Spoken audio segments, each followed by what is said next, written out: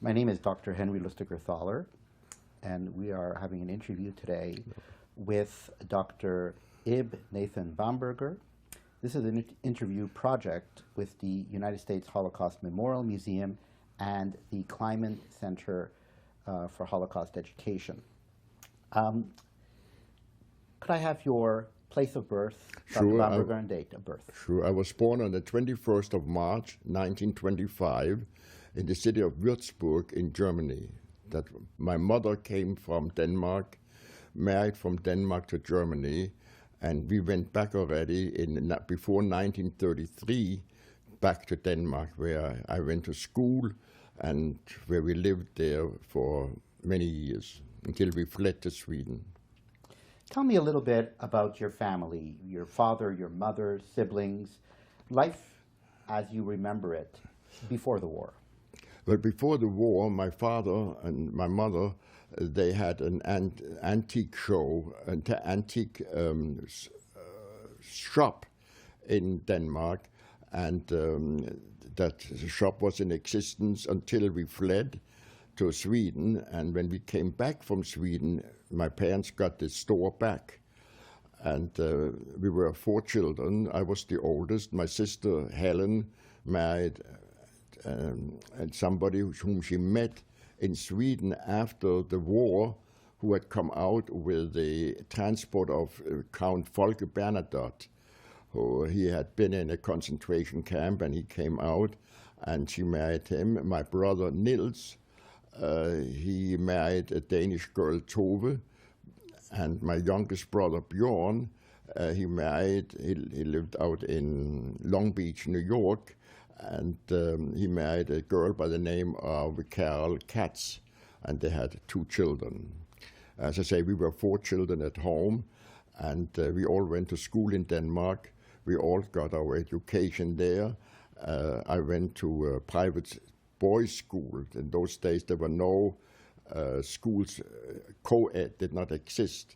I went to a purely boys' school every day, and I went later on to a gymnasium, also only boys. And then we went in the afternoon, we went to get Jewish education in Marasiga Hadass, and sometimes we had a private teacher also.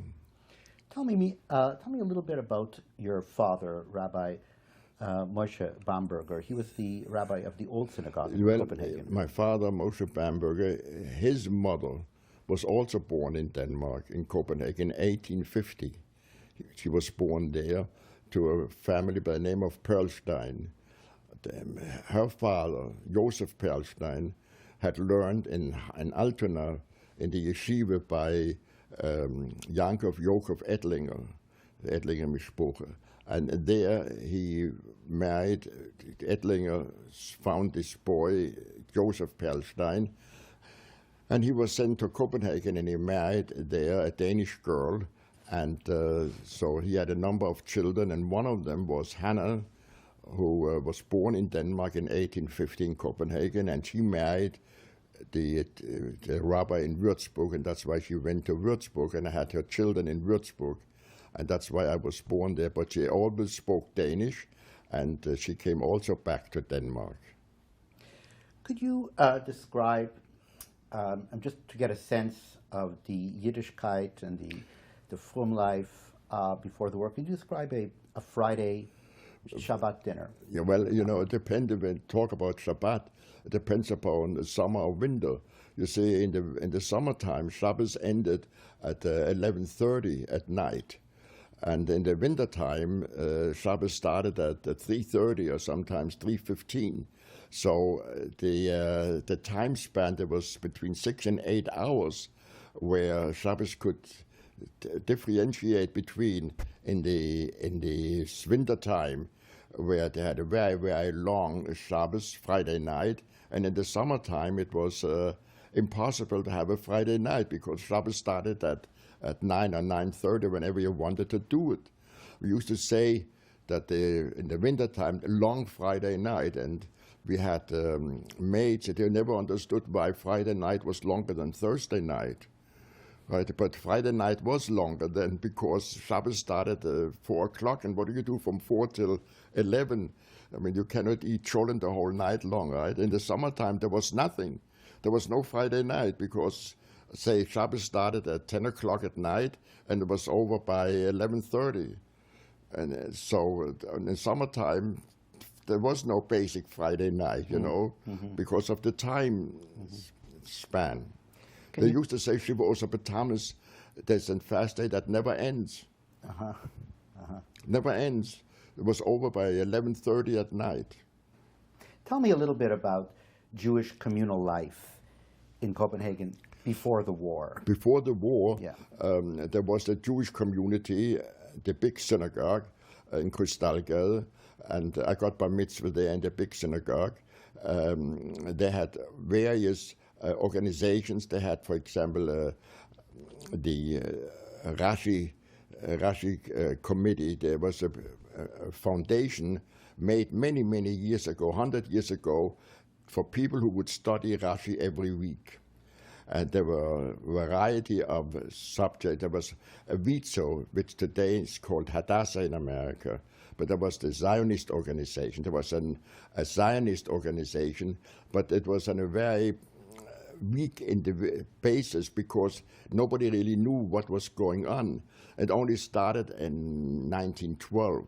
Then there was the Marasike Hadass, which was an offshoot of the big synagogue because the big synagogue had hired Dr. Löwenstein, who came there and had given him a life contract. And one of the things that happened was that when he had that life contract, they said to him he has to perform confirmation, Jewish confirmation, for boys and girls, boys who did not become bar mitzvah, and girls who never had anything. So they had some kind of a confirmation on a Sunday morning. And Dr. Löwenstein said that he does not find any place in the Jewish law and books where it says you have to have a confirmation for Jewish girls. So he refused to do that. So they took him to court because he had a contract, a life contract. And he won at the Supreme Court, he won the case. And while the case was going on, he formed his own little group, which became Marasike Hadass, which later on grew and became, there was Rabbi Winkler, and then there was Rabbi Jacobson, and they only recently celebrated their 100th birthday in 1912. That was when he was there. After he won the case, Dr. Löwenstein at the Supreme Court, he got paid out something like 90,000 Danish crowns, which was nowadays millions. He took that money and he moved to Zurich and became a rabbi in Zurich.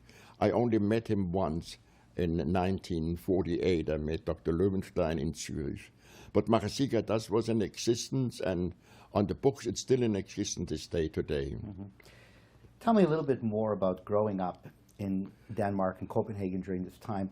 Did you experience any anti-Semitism? What were relations like between the Danish Jews and the Danish population? There was basically no anti-Semitism. As I say, there was school 6 days a week. I never went to school on Shabbat or Yom Tov for that matter. And they were always very respectful of the Jewish people there. As I said, I went to boys' school. I never went to a yeshiva because there was no yeshiva. They always went to a non-Jewish school. And I went to a gymnasium which was not Jewish either, but I never went on Shabbat, and I never went on the holidays, Yom Tov. I never went there. And they were always very respectful.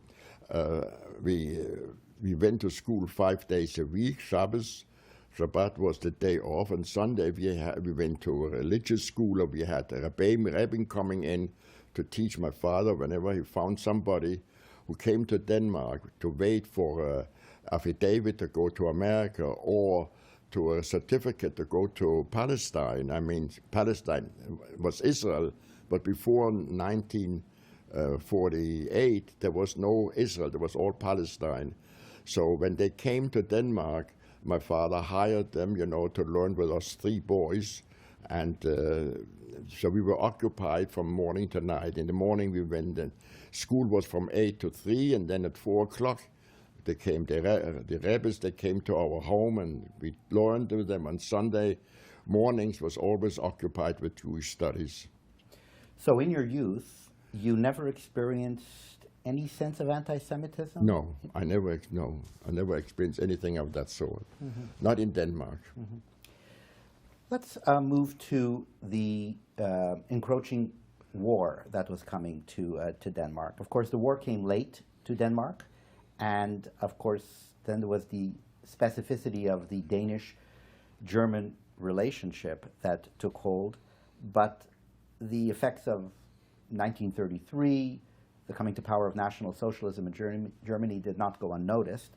So we had then German refugees coming to Denmark, and later Polish and Russian. What was the effect on the Jewish community, firstly, having all these refugees? I believe that in 1940, 20% of the total number of Jews in Denmark were foreigners. Yes, that is true, because Denmark permitted a number of people to come to Denmark on various specific reasons. For example, they had the Hachshara Chalutzim. They came from Germany, they came from Austria, Czechoslovakia, Hungary. They all came to Denmark to learn agriculture, and they stayed for a year or 2 years, and then they went on to Palestine. There must have been 100 or sometimes 150, but they never lived in Copenhagen. They were all scattered all through Denmark on the various farms, and they got together. They had their own little community outside. That was one group of people that came. Another group of people were the Liga children, where they brought in the children in order to save them from Germany and then ship them over again away, either to England or to the United States or to Palestine, wherever they could find, or wherever the parents had been able to get, so they would send the children afterwards to them. See, the Danish community was actually formed by 3 different groups. There was the old Danish group who had been living there for hundreds of years, where, for example, my grandmother was born in 1850 in Copenhagen. That belonged to the old Danish group. Then there were the Germans that came in 1933 thereabout, and then they came at the very end in 1938, 39. There came some people, refugees from Poland and from Czechoslovakia, Germany. They came with all the intention of moving on. There was only a transit point, Denmark, that they shouldn't stay there, but they should move on. So let's look at Denmark after 1940, the German occupation. So the Nuremberg laws were never enacted in Denmark. No. How was this felt and understood within the Jewish community? It must have created a sense of tremendous false security in a time of complete uncertainty. How was this felt in the community? But when Denmark was occupied, the Germans had said that we do not mix into internal affairs of Denmark. We are only here to protect Denmark against France and England. That's their protection. We have no interest in mixing into the Danish internal politics, not in the parliament, not in the police, in any of these things. We do not mix in there. There was a famous incident known as the telegram crisis. The King Christian X got 70 years old, and Hitler sent him a congratulatory telegram. In those days there were still telegrams, and he wished him congratulations, and he said that on your 70th birthday, wouldn't it be a wonderful idea to combine our 2 countries, Denmark and Germany?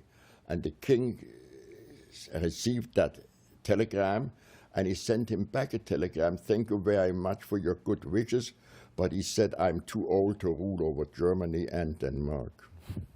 And that became known as the telegram crisis, and they had to straighten that out first, before they continued. But otherwise, they did not mix into the internal affairs of Denmark. the king was in charge, and the parliament worked, and the police was there, and the Danish army was there, and the navy was there. I went to school every single day. My father's business was open 5 days a week. Shabbos and Sunday, of course, it was closed, and everything went on. It was toned down somewhat. Some of the Jewish signs on stores disappeared slowly, but nothing spectacular, nothing was taken seriously, you know, that they felt that something drastic would happen.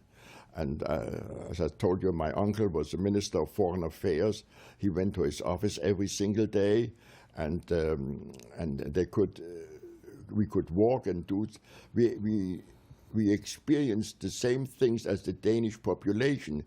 So, for example, there were times where we couldn't go out.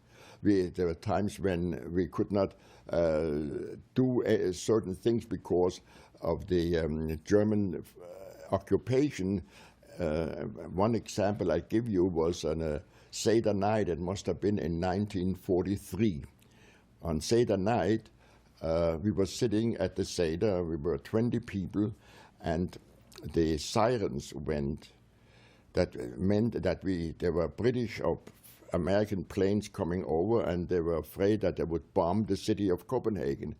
So the idea was, when you heard the sirens, you had to go downstairs in the basement to protect you against fallout from and bombs, anything like that.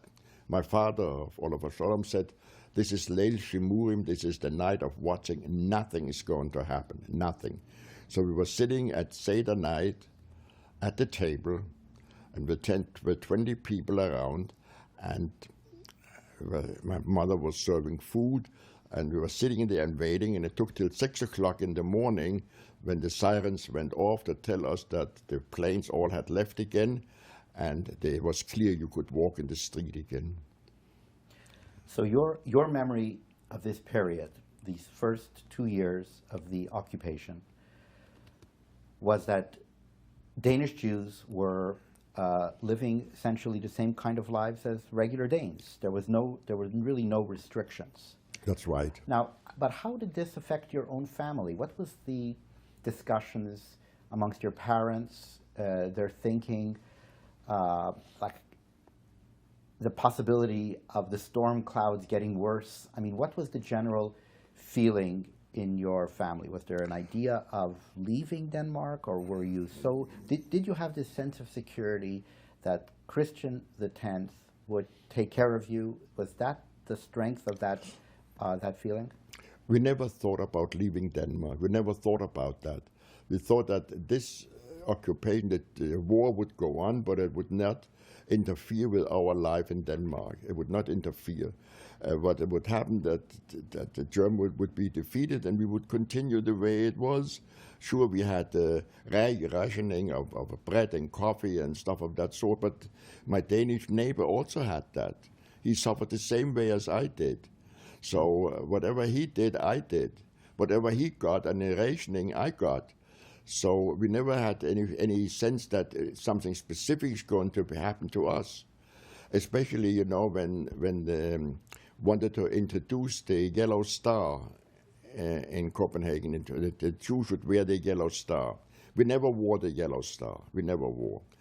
And they came to the government and said that we have to insist upon that the Jews should wear the yellow star.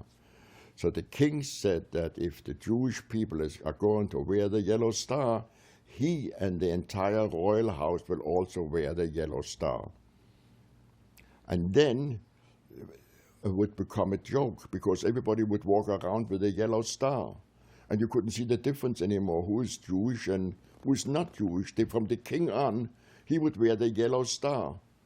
He never wore the yellow star, and I never wore the yellow star, because they have their sense of humor is so dry in Denmark that the Germans could not understand it. A king would say he would wear the yellow star.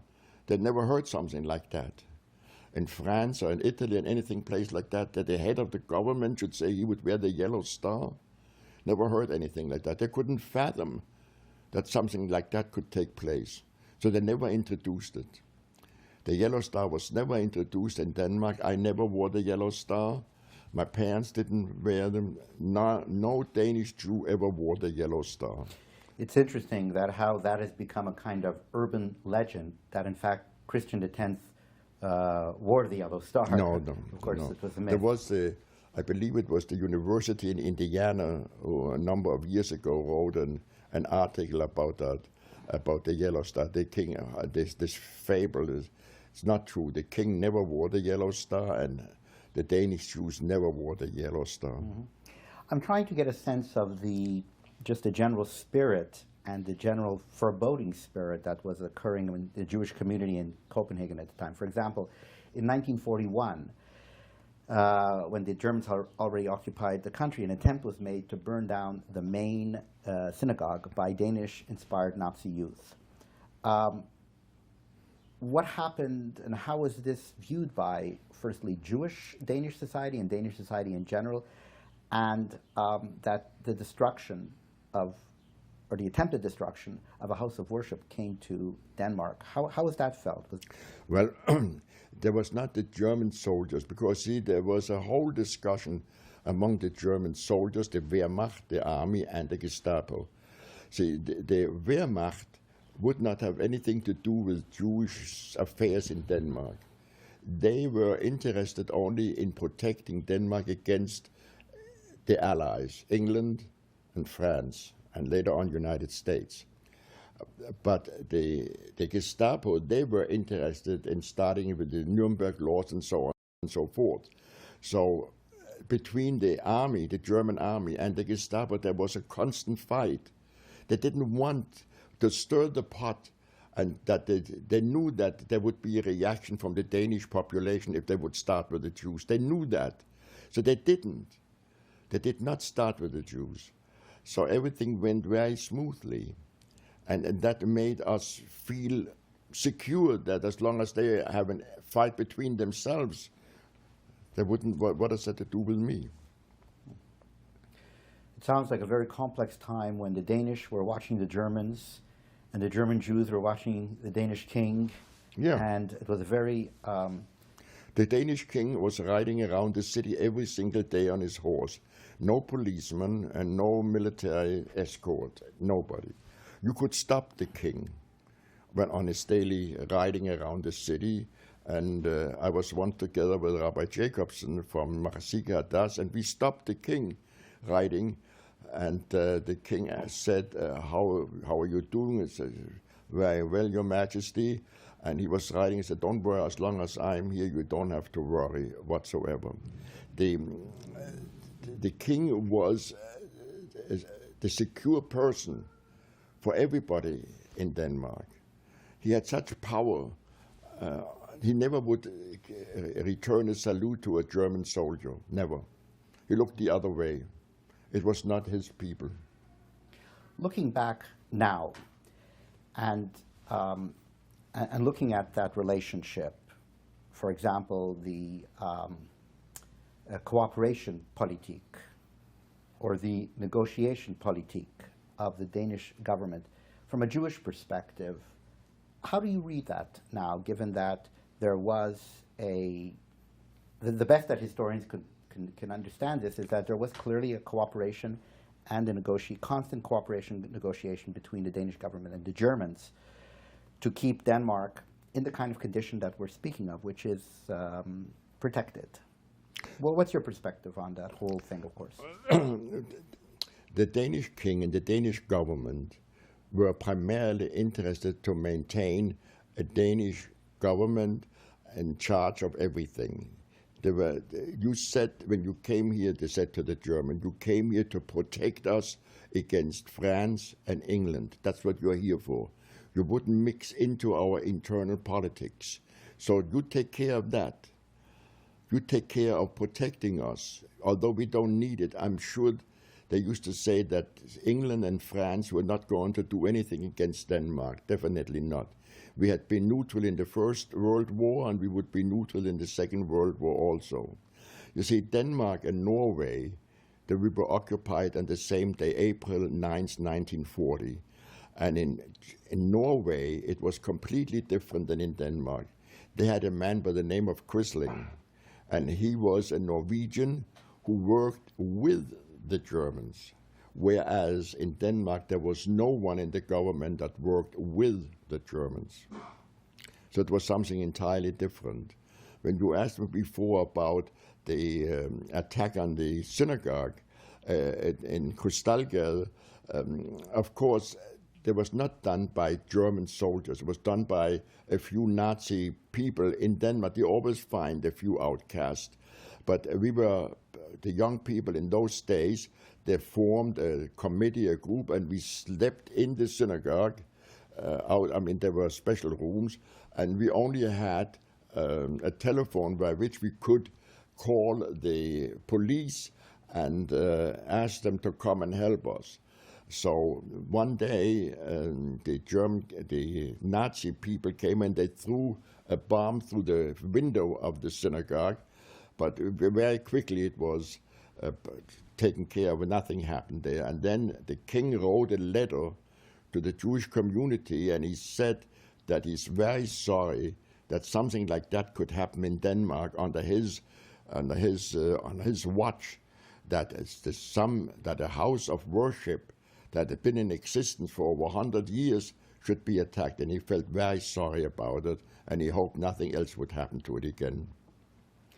That's a fascinating relationship between Jewish subjects and the king. And the government, yeah, it was excellent. Mm-hmm. Can you tell me a little bit about Rabbi Wolf Jacobson, who ministered at the Mazik Hadass congregation? Mazik Hadass, yes, Rabbi Wolf Jacobson. You see, before him there was a man by the name of Rabbi Winkler, and he went to America to collect money. From Mazik Hadass, I told you, that was originally established by Rabbi Löwenstein while the court case was going on.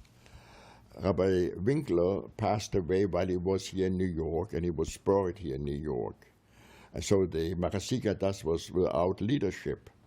So they needed somebody, so Rabbi Wolf Jacobson came from Hamburg with a family, and I think there were 5 children. They came to Copenhagen.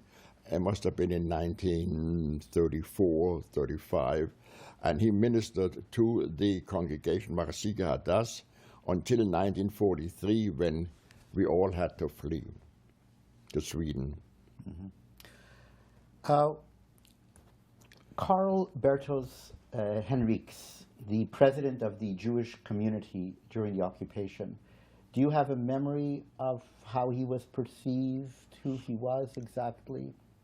Well, the president of the Jewish community was a man by the name of C.P. Henriques. Mm-hmm. He was from the old Jewish group, from the Viking Jews who had come there early, and he was the president, and he had a relationship with the Danish Minister of Foreign Affairs for a long time. He was a Supreme Court lawyer, and he had a relationship with them for a long time, and he always spoke to them, what's going to happen, and so on and so forth. The king had a Jewish doctor, Dr. Kaufmann, I believe his name was, and the king said, I need the man. So there was we always knew what was going on. The police commissioner in Copenhagen, I think his daughter-in-law or sister-in-law was married to a Jew, because you could find the intermarriage was very, very high, and you could find in all strata of the Danish population, somewhere along was married to a Jew. So we always knew what was going on, either from C.P. Henriques, who was the president of the community, who had a relationship with the government, or from the police commissioner, or from these individuals. You could always know what was going on. So C.P. Henriques was, in fact, the main interlocutor between the Jewish community and the government at the time. Who, C.P. Henriques? Yeah. Yeah, I would say that. He was the main man, and he was a lawyer at the Supreme Court, and he knew, and the people trusted him. Strangely, the Jewish community at that time in 1943, in 1940, 41, baked their own matzahs. We had our own matzahs. And strangely enough, we even had a lulav and esrog. Where Denmark got the lulav and esrog in 1941, 42, 43, I still don't know this day today, how we got them. But there were fresh ones. Whether they came from Yugoslavia, who imported it through Poland, that was already a destroyed country, Jewishly speaking. But we had a lulav and esrog on Sukkot in 1941, 40, 41, 42, 43, we were not there anymore. We left already on Rosh Hashanah, so we never had it in 43. So I'm going to imagine that the role of CPN Rekis, but as well the Jewish community, changed dramatically after the imposition of German martial law in Denmark on October 1st, August 28th, 1943. What happened? What is your recollection of You that see, imposition? what happened was that sabotage was the big word, sabotage. How do you stop Germany from sending war materials to Norway and to Finland? That was the question. So they started with sabotage. How do you do sabotage? Well, you blow up one railroad track. That's all what you have to do, and automatically all railroads will stop. You blow up one slip where a boat can get in, a ferry can get in. There's no place for the ferry to dock. The ferries cannot go. So they started to bomb railroad tracks and ferry slips and things like that. Of course, the Germans, they got furious. And they didn't know what to do about it, so they declared martial law on the 29th of August in 1943. Nobody then could go do anything anymore. They interned the police, they arrested all the police, and the army was in, and the navy was scuttled, and the government was sent home. The parliament was dissolved. The king was made prisoner in his in the palace, and everything came to a standstill. And at that time, on the 29th of August, when they declared martial law, that's when Ribbentrop in Germany said, now it's the time to start with the Jews to get rid of them. So they were negotiating 4 weeks till October 1st for Rosh Hashanah night. That is when the action started against the Jews. Do you recall that night? Do you recall that night specifically when the action against the Jews was called? Of course I do. It was Erev Rosh Hashanah. It was Erev Rosh Hashanah. And who spilled the beans? Somebody must told. There was a man who was the secretary in the German embassy. His name was, I'll come to it in a minute. His name was Duckwitz, George Duckwitz.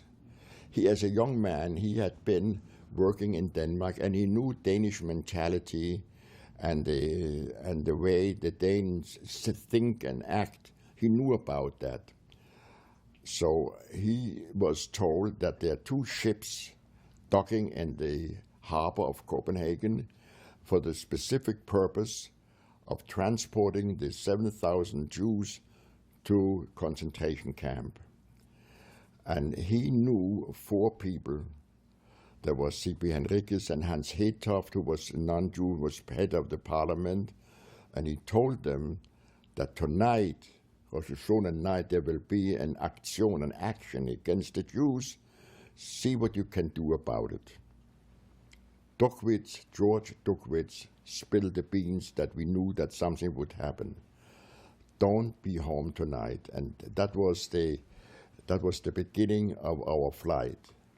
Before we get to the flight, I'm just going, listening to you take us to this moment. So this was an extremely difficult, uncertain time for Jews of Denmark, waiting for that hammer to fall, anticipating clearly also the action against the Jews. Now, in times like this, when there must have been such trepidation in the community, do you recall any kind of what could be considered Gemilas Chesed in the midst of this uncertainty and worrisome period by leaders, for example, or by everyday people? Do you recall the feeling in the streets amongst Jews? Yes, I know. See what happened on the 29th of August when they declared martial law. The Germans, the Gestapo, arrested the chief rabbi Friediger, the Diane Fischer, and C.P. Henriques. They were all arrested, and they went to the Jewish community office and they took the records from all the Jews where they lived, the addresses. And C.P. The chief rabbi Friediger and the Diane Fischer and C.P. Henriques, they were all put into a camp, Horserød Lion. But the Danish government said that C.P. Henriques, you have to leave him out. You have to let him out because he is requested by the Danish Supreme Court to appear there. So him they let out, but the rabbi and the Diane and who else they had arrested there, they stayed there, and they were later on shipped to Theresienstadt, and they came back also again. That's another story. Mm-hmm, mm-hmm. A very, very, it must have been for your family. Do you recall your parents' discussions with you at the time and your siblings? Definitely. I recall it. They said, what can we do? That's the question is, what can we do and where can we go? Where can we go? You cannot hide. A family of my parents and 4 children, where can we hide? And where can we go? The only way where we can go is to Sweden. How in the world are we going to cross that Öresund, the sound between Denmark and Sweden? How are we going to cross that? We cannot do it legally. The Germans wouldn't let us in on a boat to go to Sweden. They wouldn't let us.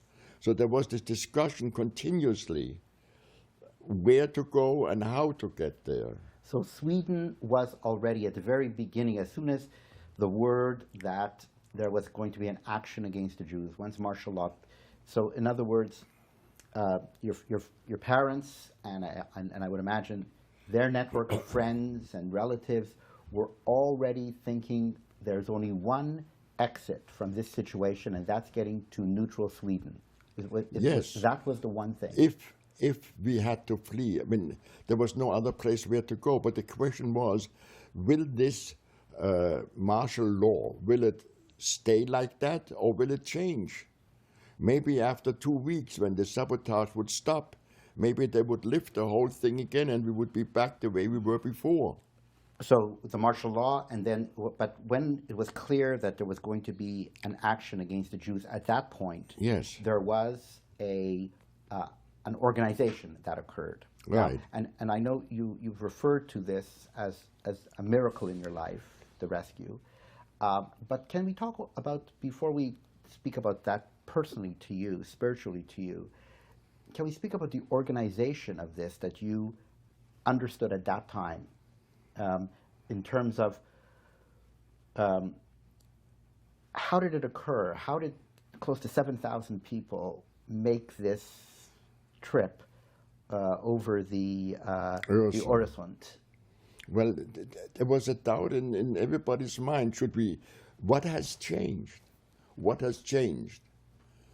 We didn't believe that something would happen. We had been living we were occupied in April 1940. We lived 40, 41, 42, and till August 43. Why should something just now change? Why should it change? That the German declared martial law has to do with the army and the navy and the police force and the parliament. But between you and me and everybody else, how would it affect us? So therefore, there was basically most people said nothing's going to happen. Nothing's going to happen. And that also made the difference later on when George Duckwitz, the German Navy expert, when he said something's going to happen, how could they one hand, close more than 6,000 people they could ship over to Sweden, and 478 were caught. How come there were 478 were caught? Because they believed nothing is going to happen. Nothing is going to happen. Why should suddenly something happen? We've been living here under German occupation for 3.5 years. Suddenly something should happen. They didn't believe it. My understanding was that many of these 470 were actually not in Copenhagen. They were outside Copenhagen. And many of them were, in fact, refugees who were considered Danish when they were sent to Theresienstadt. But is that your understanding, that it was more Copenhagen that was better organized there were for the rescue? Basically elderly people who didn't believe something was going to happen to them. Number one. Number two, there were the Jews scattered throughout Denmark, some of them. They didn't believe either. They said, we can live on a farm, you know, nothing is going to happen. We have never seen a German soldier here, so why should they suddenly come and pick us up? So these 470-odd people, they didn't believe anything would happen. But as the chief Rabbi Friediger was not there, and they didn't let him out, and the Dian of Copenhagen wouldn't let him out, and George Duckwitz, the German, said that something is going to happen, then you had to take action. So can you take us through the days leading up to that night when you and your family escaped and eventually ended up in Sweden? Can you take me through that? Sure, but as I say, it was in the month of August, August 29th, when they declared martial law. So we are now in the month of September. The first couple of days, nobody thought about anything. It was later on when they started to think that maybe now that the Gestapo is in charge and no longer the Wehrmacht, the German army, then maybe one has to start to think differently.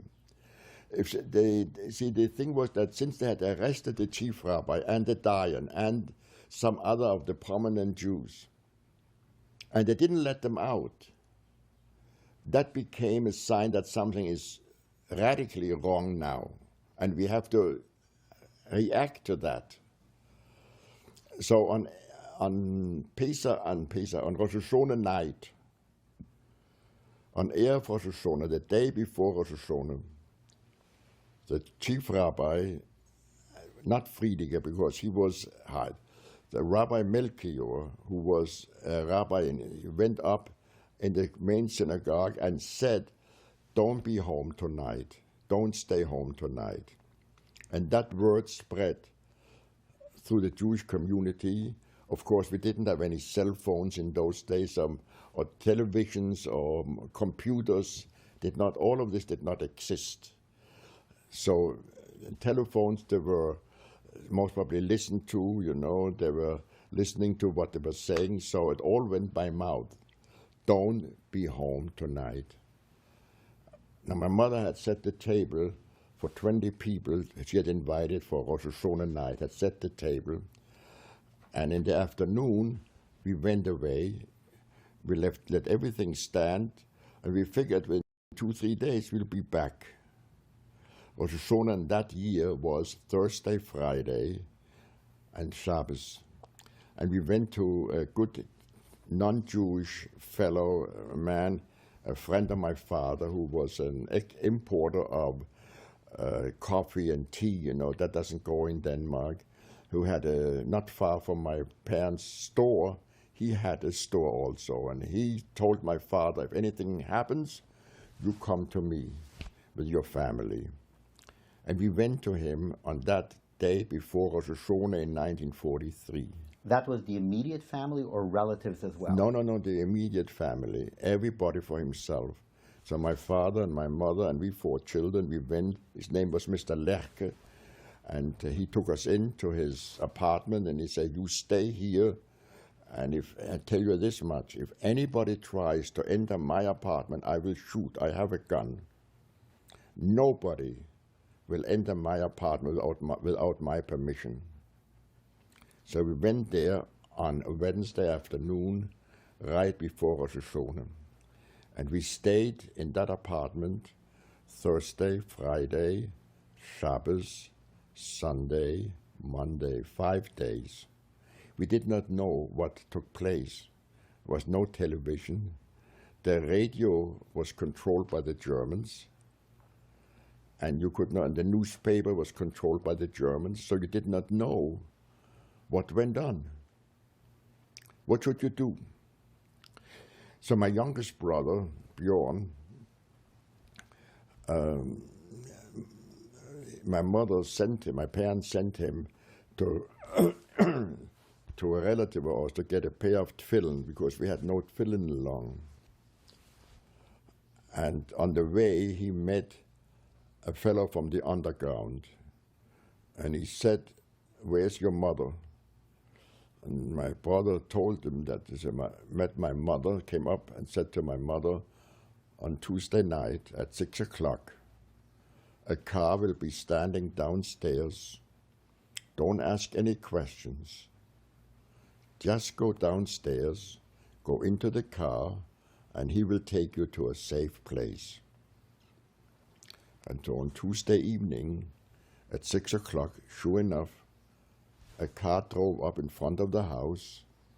We went downstairs into the car, and he drove us an hour up north towards the city of Helsingør, Hamlet's place, towards that way up. And he took us into a farm, on a silo upstairs on the hayloft. He took us there, and lo and behold, there were sitting 200 Jewish people already. We met many friends and relatives up there in the hayloft. And we were sitting there, and they brought us something to eat, or whatever it was, and they said, "Tuesday night, we cannot get across the Øresund because the moon is out." Because when the moon was out, then the Germans could see the fishing boats. So we were sitting there Wednesday night till Thursday night. Friday night was Yom Kippur. And Thursday night, there was a pastor, a clergyman, who came and said that tonight we will take you across the Øresund to Sweden. And it came around 6 o'clock. The night was already early at that time. And up came a truck, and they put 50 or 60 people on this truck, and they covered us with hay that we couldn't see. And the truck took us from that farm all the way down to the beach. And at the beach, there was a rowboats. You can still see one of these rowboats in the Holocaust Museum, a place like that. And outside, there was a trawler, a fishing boat. And they took us into the rowboats and took us out to the fishing boats. And we went into the fishing boats downstairs in the hall. Terrible smell. Most of the time, like cod liver and stuff like that. And the people, they were vomiting, and the children were screaming. So they gave them medicine, to calm them down, so the whole system should be quiet. And we had around 250 people finally loaded on this trawler, that fishing boat. And then the engine wouldn't start. So we were sitting ducks there. But one good thing about it was the moon was not out. There were clouds. They couldn't see what was going on. The Germans couldn't see. And then, after an hour, they had worked very hard on it. The engine turned over, and they were able to start. And very slowly, that fishing boat left the pitch-dark Denmark and went back and forth, and back and forth. It took 6 hours. Today you can do it in 25 minutes with a train. I went out there, and then it made a dash across the international line between Denmark and Sweden, and there was a Swedish torpedo boat that put on a big light, and suddenly in the middle of the sound, the water, we were loaded from that fishing boat into that Swedish torpedo boat that took us into Ramlösa to Sweden. You see, Sweden had said that whoever can come to Sweden will be accepted. And we will be accepted not as refugees, but as guests of the Swedish government. We were guests of the Swedish government. We were not refugees. It made a very big distinction, because when we were in Sweden, whatever we used there in terms of money, paying rent and so on and so forth, we did not have to pay back. We were, as I say, guests of the Swedish government. I want to tell you how good Sweden was. I was a young man then, in 1948, in 1943. I had established a camp for those people who could not take care of themselves, elderly people and people who didn't know where to go and stuff of that sort. So there were some children also, and the director of that camp asked me to teach some of the children Danish literature and Danish language, because I had gone to a Danish school, which I did. For that service which I rendered, I still get paid today a pension from Sweden. Every month I get a pension from Sweden this day today. Not much. It barely covers a lunch for you and me together. But every month, on the 27th day in the month, I get a check from Sweden, my pension, what I did in 1943 and 1944. As I say, we were guests of the Swedish government. So tell me about your reception in Sweden. So we're looking at October 43. You were there for a couple of years. We were there till May 28th, May 45. Mm-hmm. Right. Then we went back, and when we came back, everything was standing the way my parents had set the table for Rosh Hashanah. Nobody had been in the apartment. Yes, the potatoes had grown a little bit and was a little dusty and so on. But on the day when we came back to Denmark, we went from the boat to our apartment. My father put in the key, and the door opened up, and we slept in our own bed the same day when we came back. Nobody had been in the apartment, and nothing was touched. Remarkable. Nothing. Remarkable. But let me just take you, before we get there again, Sure. Let me take you back to Sweden. So in Sweden, where were you in Sweden for that period of time as guests of the Swedish state? Were you in a camp? Were you in housing? Originally we were in Malmö, which is a city right across from Copenhagen. Malmö, originally, that's where my family stayed. I was a young man. I went to a camp to study there with my teacher who was there, and at the same time I served there as a teacher for children. But basically our base was Malmö, and as I said, there was a ferry that went from Malmö to Copenhagen 5 times a day in good times. The ferry doesn't exist anymore because today they have built a bridge that goes from Denmark to Sweden, and it takes 30 minutes or 35 minutes to go from Copenhagen to Sweden. So you were living in private housing. You and your family, and you were living in private housing. No, in an apartment. In house. an apartment. Yeah. And in the full apartment were Swedish people or Danish people, such as Danish Jews? No. Wherever you found, there were Swedish people living in the apartment house. You know, there was a big apartment left on the 4th floor, so that's where we lived. And your Swedish neighbors understood They were your circumstances. They understood you. Definitely. So what was the relationship with the Swedish people? My brother got bar mitzvah in Sweden, and some of the people where we lived, they were invited to the synagogue for the bar mitzvah. They came, and they were very cooperative. They felt that they didn't look upon the Jews as some peculiar individual. We spoke Danish, and and we acted like anybody else. You know, we went to school, and we were not looked upon as strange individuals, not at all.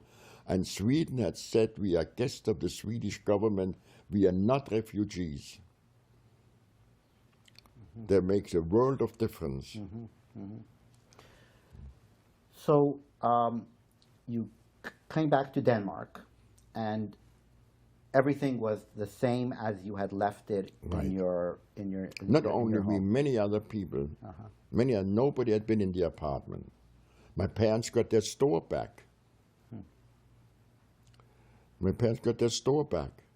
The man who had run the store for 18, 20 months, he walked out. He was very decent about it. I've been taking care of you, made your living. The store was my parents' store. They had it for many, many years. And so he just left, and he got paid whatever he wanted. But there was no animosity in any form or fashion. And your reintegration into Denmark was seamless? It was... Yeah, there was no problem. Those that wanted back to school went back to school. My parents, I say to you, they had their store back. Those who were in the profession, they had their professions back. There was nothing left over. I mean, there was no animosity whatsoever. We've suffered the same as the Danes. There was a shortage, perhaps, of coffee or tea or whatever it was. But we didn't suffer anything more or less than anybody else. A fascinating turn of events, relationship between the Danish and German governments and the Swedish, the rescue to Sweden. Fascinating. As a final question, Dr. Bamberger, I would just like to ask you, how do you place this period of your life, this historical and very personal period of your life, of the Holocaust, with the rest of your life? How, may I ask you, has it informed your spiritual life, this experience, this remarkable experience as a young man? Well, I tell you, I always wanted to go to the yeshiva. There was no yeshiva in Denmark and in Scandinavia. So I always wanted to go to yeshiva, study, to become a rabbi. And originally, I wanted to go to Palestine after the war. I wanted to learn in the Hebron yeshiva in Jerusalem. But the British had given out a white paper, and they wouldn't let any Jew into Palestine in 1945. I think his name was Peel Commission. And they had given out a white paper. Nobody, for whatever reason, now a young man like me, they could very easily say, I want to go and study in the yeshiva, maybe I want to join the Haganah or anything of that sort. Or the Stern Gang, how do you know? But they didn't let anybody in. That's the reason why I came to America and studied first in yeshiva in Baltimore near Yisrael. Of course, there is a residue in me about this experience of the German occupation and things of that sort. There's a residue in this. As I say to you, I consider that night when we were saved as God's handboat, that he took us in a fishing boat from certain death until freedom in Sweden, that could take place. I was only one of 250 on that boat. That could actually happen. I consider that a miracle of the first order, and it is something that sticks with me. So when I see and hear other people, you know, I have my own way of thinking about it. And I want you to know something else, that these 470 odd people that the German caught and brought to Theresienstadt into the concentration camp, the Danes committee said that we want to visit them. The king insisted upon that somebody should go to the concentration camp and visit these 470 odd Danish Jews in the Theresienstadt. And you know, Germany said, okay. So they sent a man from the Red Cross, they sent a doctor, they sent somebody from the Minister of Foreign Affairs and a chauffeur, and they drove through Germany in 1944 into Theresienstadt, and the commander of the Theresienstadt concentration camp called all the Jews from Denmark together and said to them, "You have a meeting now." And these 4 people from Denmark came in, and for the first thing they said to them was, "We bring you greetings from the king, and we should know that you are under the special personal protection of the king," and each one got a Danish passport in the concentration camp, and you will be taken care of. And they were taken care of.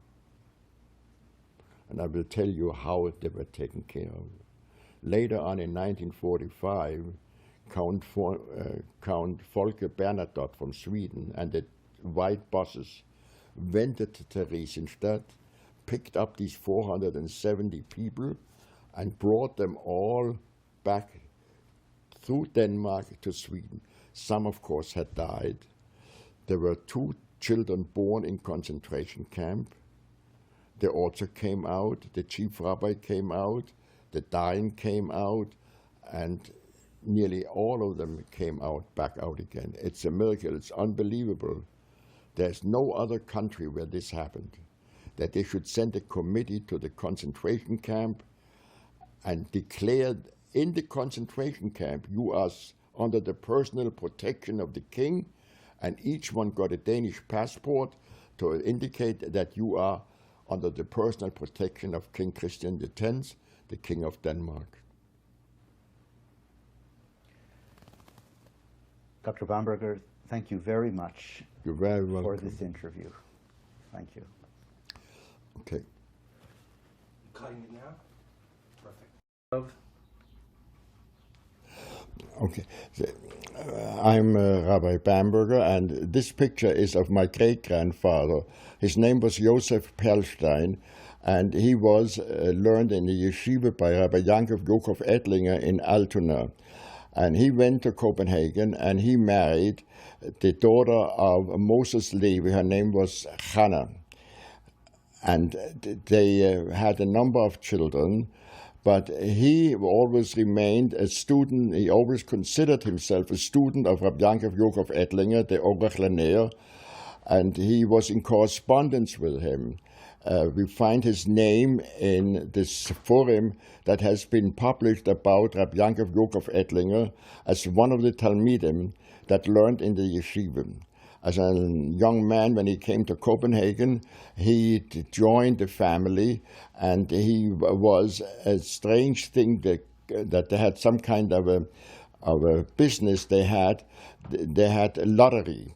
And in those days, the lottery was you bought a ticket, and then once a month they had they pulled out which numbers had won. So what they did was they ran to the place where they were pulling out the thing, and since there was no telephone and no computers and they ran home fast, and they took out all the winning tickets which they still had, and they made a fortune, and the rest which didn't win they give back to the government. They did that every month. So it took a long time before they realized that he was in that kind of a business, that it was a legal business. They announced these numbers have been pulled and they have won so and so much money. So he went home and saw, does he have any of these numbers he had? So he won. And that's the way he made his living in Denmark. Then later on, when he became sick, he went to Baden-Baden. I think it was Baden-Baden, and he passed away there on the day before Shavuos, and he was buried in Würzburg next to his father-in-law, who was his son-in-law, who was the rabbi in Würzburg, and was buried in a small place called Hirschberg outside. His name was Josef Perlstein, and you can find his name in this forum of Jakob Ettlinger. That's Josef Perlstein, okay?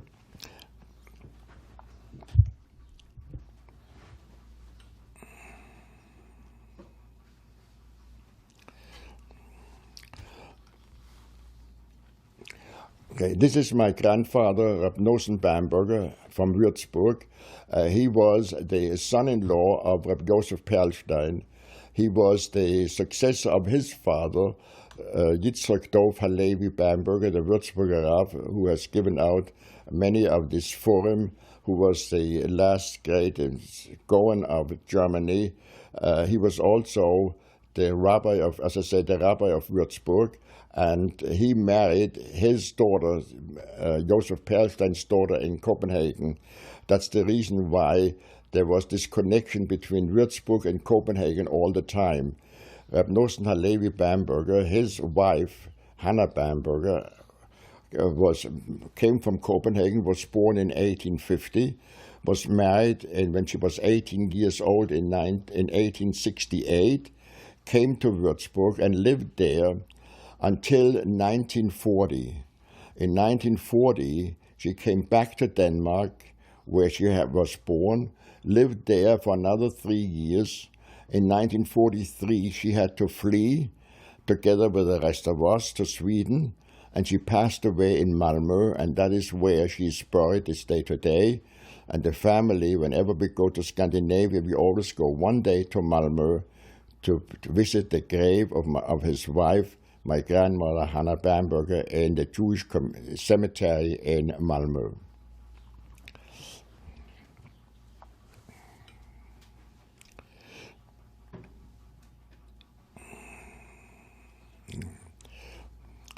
This is a... One second, just hold on, just adjust it. And yeah. All right, this is a picture of Joseph Perlstein's daughter, Hannah Bamberger, my grandmother, and her husband, the Rabbi Nathan Bamberger of Würzburg, taken in Copenhagen in 1868 or 69. She was 18 years old when she married the rabbi from Würzburg, and then she moved to Würzburg, and she stayed there until, as I just told you, to 1940, when she came back to Denmark and lived in Denmark, and then she fled to Sweden, where she was buried in Malmö.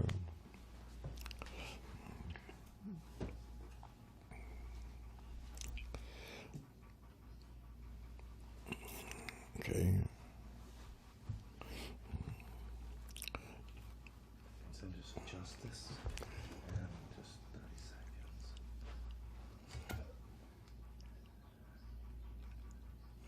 All right, and this picture is the rabbi of Würzburg, Nathan Bamberger, and next to him sits his wife, Hannah Bamberger. That is the daughter of my grandparents. She's the daughter of Rabbi Joseph Perlstein from Copenhagen, and there are 4 daughters. They also had additional 3 sons. On the right is their daughter Betty, then comes their daughter Millie, then comes the daughter Resha, and finally is Charlene. And the daughter Millie, the second from the right in the white blouse, her family still lives in Denmark. Her daughter lives in Denmark. They stay today. And the picture is taken, I don't know when it was taken, but it must have been taken before 1919, because my grandfather was nifty, he passed away in the year 1919. So it must have been taken before that. And she, my grandmother, she's the one that came from Denmark and went back to Denmark in 1940.